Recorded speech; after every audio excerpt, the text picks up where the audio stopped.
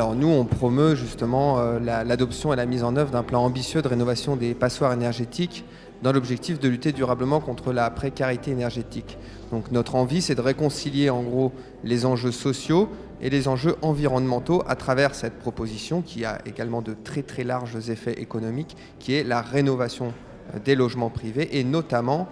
des logements les moins performants énergétiquement. Alors en France, on a aujourd'hui 7,5 millions de logements qui sont considérés comme des passoires énergétiques, donc qui devraient connaître donc un tiers du parc, donc c'est la cible prioritaire de rénovation. Mais si on s'en arrête sur les objectifs de 2050, c'est-à-dire que la totalité du parc est rénovée à un niveau BBC, alors là on a BBC basse consommation, là on a 97% du parc à rénover d'ici 2050.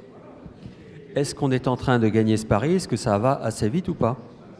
Alors, on avance. La question, c'est est-ce qu'on avance assez vite? À ce rythme-là de vitesse, on va passer à côté des objectifs qui sont fixés par la loi de transition énergétique et pour la croissance verte, qui sont de rénover ce parc entièrement. Actuellement, les décisions qui sont prises, elles permettent de stabiliser en gros l'écosystème de rénovation et les solutions qui sont proposées, mais elle ne permet pas d'accélérer, d'aller plus loin, de plus massifier et donc de répondre à cette exigence de rénovation et de lutte contre la précarité énergétique qui est normalement fixée par la loi. Alors ce qui bloque, c'est un peu la peur de l'inconnu, on va dire, et également le montant, notamment pour répondre aux besoins des ménages modestes, d'investissement public qu'il faudrait pour pouvoir véritablement, en gros, déclencher, utiliser à fond l'effet levier de l'investissement public pour pouvoir déclencher les investissements privés par la suite. Donc libérer l'innovation dans les entreprises, libérer les solutions technologiques qui sont aujourd'hui pas assez soutenues et qui permettraient, en gros, de répondre par ce couplage du financement public et privé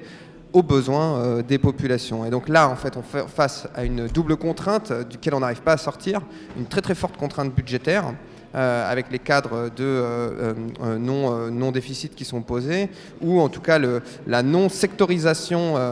des budgets nationaux et des collectivités territoriales qui sont dédiés, qui seraient dédiés à la transition énergétique, avec une exigence d'investissement public et privé confondus, extrêmement important, donc 5 000 milliards de dollars par an, comme l'a rappelé Benoît Légué tout à l'heure. Et là, il va falloir, pour sortir par le haut et pour pouvoir avancer, répondre à cette impasse entre le marteau et l'enclume de la réduction de la dépense publique et des besoins exponentiels pour financer la transition énergétique.